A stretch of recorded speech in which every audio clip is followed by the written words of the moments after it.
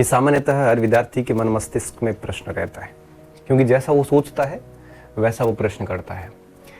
तो आखिर क्या इसके पीछे क्या साइकोलॉजी काम करती है कि जब इतना कुछ पढ़ा है फिर भी कुछ याद नहीं है, बहुत बार पढ़ा है फिर भी याद नहीं है, ऐसा क्यों लगता है कि हमारी तैयारी पूर्ण नहीं है?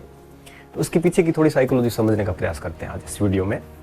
तो प्रश्न कोई भी आसान नहीं होता, कोई भी प्रश्न कठिन नहीं होता, ये आपके ऊपर डिपेंड है। आपने उस प्रश्न को अगर 3-4 बार पढ़ रखा है तो आपके लिए बहुत सरल है, किसी ने एक बार भी नहीं पढ़ा उसके लिए वो बहुत कठिन है। कुछ प्रश्न ऐसे होंगे जो मेरे लिए कठिन है, कुछ प्रश्न ऐसे होंगे जो आपके लिए कठिन है। जो आपके लिए सरल था वो हो सकता है मेरे लिए कठिन हो, मेरे लिए सरल है हो सकता है आपके लिए कठिन हो। तो एक चीज़ दिमाग में रखिए कि कोई भी परीक्षा का प्रश्न सरल नहीं होता और कोई भी प्रश्न कठिन भी नहीं होता। ये उस बात पे तय होता है कि आपके वो 2-3 बार पढ़ा हुआ है या नहीं है। तो जब हम पेपर देखते हैं तो 30-40 सवाल ऐसे होते हैं 100 में से, तो 30-40% प्रश्न ऐसे होते हैं जिनको देखते ही हम उत्तर लगा देते हैं। तो उत्तर लगाने के बाद हम उसको सरल नाम दे देते हैं, बल्कि ऐसा है नहीं। एक्चुअल में बात यह है कि वो जो 30-40% सवाल थे उनको आपने कई बार पढ़ रखा है, कई बार आपकी नज़रों के सामने होकर निकले, इसलिए आपने उसको बहुत आराम से कर लिया, इसलिए आप उसको सरल कह रहे हो। तो सारी कुछ जो बातें हैं, सरल कठिन, याद रहना नहीं रहना, ये सब कुछ डिपेंड करता है तैयारी के ऊपर। मनुष्य मस्तिष्क की एक सीमा होती है, स्मृतियों की अधिकता के कारण हमारी जो मन मस्तिष्क के चीज़ों को विस्मृत करता जाता है, बोलता जाता है।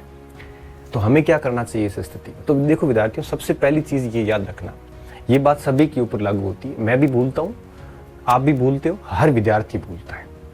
तो हम अगर किसी भी कंटेंट को 3-4 बार पढ़ेंगे तो फिर वो हमारे एक प्रकार से मस्तिष्क में आ जाता है, और फिर जब परीक्षा देने जाएंगे तो निश्चित रूप से हम ये जज कर सकेंगे कि कौन सा विकल्प उत्तर नहीं है, तो डेफिनेटली उत्तर हम निकाल लेंगे। और अगर 5-6 बार पढ़ लेते हैं तो फिर वो उत्तर याद हो जाता है, फिर हमें विकल्प की भी आवश्यकता नहीं होती है। तो जितना अधिक बार पढ़ेंगे वो मेमोरी में याद हो जाता है। जैसे भारत की राजधानी सीधा दिल्ली निकलता है, इसके लिए हमें विकल्प की आवश्यकता नहीं है। क्यों? क्योंकि ये बहुत बार पढ़ लिया है। तो जितना ज्यादा पढ़ा जाएगा उतना ही याद होने की एक प्रकार से संभावनाएं बहुत बढ़ जाती है। हम क्या करते हैं, 2-3 बार पाठ्यक्रम पूरा करने के बाद ये सोचते हैं कि अब उत्तर निकल क्यों नहीं रहा है। जैसे किसी ने पूछा फटाक से उत्तर क्यों नहीं आ रहा है, उसको आने के लिए बहुत बार अभ्यास चाहिए होता है। तो आप कभी भी ये चिंता ना करें कि हमें याद नहीं होता। देखो विद्यार्थियों, आप 2 बार 3 बार जब सिलेबस पढ़ लेते हैं तो आप MCQs वाले जितने भी परीक्षाएं हैं, मल्टी चॉइस क्वेश्चंस जितने भी हैं, बहुविकल्पनात्मक जो परीक्षाएं हैं, इनमें आप 2-3 बार 4 बार पढ़ने से पास हो जाते हैं। जब लिखने वाले परीक्षाएं होती है, सब्जेक्टिव पेपर होते हैं जहां उत्तर लिखना पड़ता है, तो आपके पास कोई ऑप्शन नहीं होता, वहां 6-7 बार पढ़ के जाना पड़ता, तब उत्तर याद आता है, अदरवाइज याद नहीं आता, क्योंकि विकल्प तो सामने नहीं है। तो अगर आपको याद नहीं होता है या आपको ये लगता है कि पढ़ा खूब है लेकिन याद कुछ नहीं है, तो आपको ऐसा लगेगा, लेकिन आपको इसकी चिंता नहीं करनी है। ये स्थिति तब तक रहेगी जब तक आपका कोर्स 3-4 बार से ज्यादा नहीं होगा, तब तक ये स्थिति रहेगी।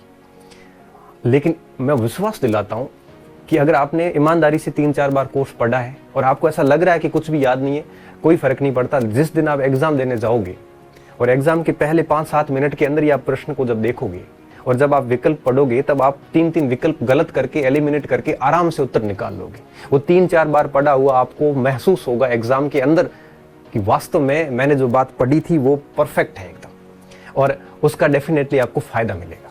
देखो बात ये आती है कि अपन कोई प्रश्न पूछ रहे, अपन फटाक से आंसर दें, इसके लिए हमें 2 चीजें करनी पड़ती है। जैसे आपने मुझे सीधा प्रश्न पूछा और मैंने सीधा उत्तर दे दिया, इसके लिए 2 चीजें होनी जरूरी होती है। पहला ये कि आपको वो कंटेंट, वो टॉपिक कम से कम 5-6 बार आपने पढ़ रखा हो। दूसरा ये कि आपने उसके ऊपर मनन किया हो, इमेजिनेशन की हो, सोचा हो उसके ऊपर। टॉपिक पढ़ने के बाद आंख बंद करके उस पूरे टॉपिक को आपने रिकॉल किया हो, पूरा मेमोराइज किया हो, तो ही याद आते हैं, अदरवाइज याद नहीं आते। इसलिए आपको तनाव रखने की कोई जरूरत नहीं है, बस पढ़ते जाइए। परीक्षा हॉल के अंदर गलती नहीं होगी। जब भी ऐसा तनाव आता है कि मुझे कुछ भी याद नहीं है, तब आप क्या करना, कोई भी प्रैक्टिस सेट लेना और उसमें प्रश्न करने बैठना। जब आप प्रश्न 5-7 करोगे तब आपको लगेगा यार याद तो है मुझे, क्योंकि आपको उत्तर आने शुरू हो जाएंगे।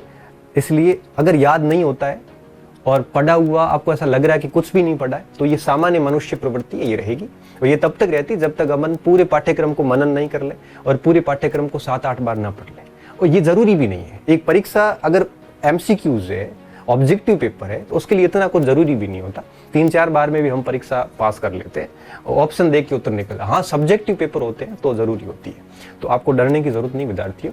आप बिल्कुल निश्चिंत होकर आराम से कोर्स पूरा कर लो। कठिन टॉपिक है तो उसके ऊपर थोड़ा मनन कीजिए, थोड़ा इमेजिनेशन कीजिए। जब भी आप थोड़े हताश होते हो, आपको लगता है कि मुझे कुछ भी याद नहीं है, उस समय आप कोई प्रैक्टिस सेट 15-20 प्रश्न निकालोगे तो आराम से आप उन चीज़ों को कर लोगे।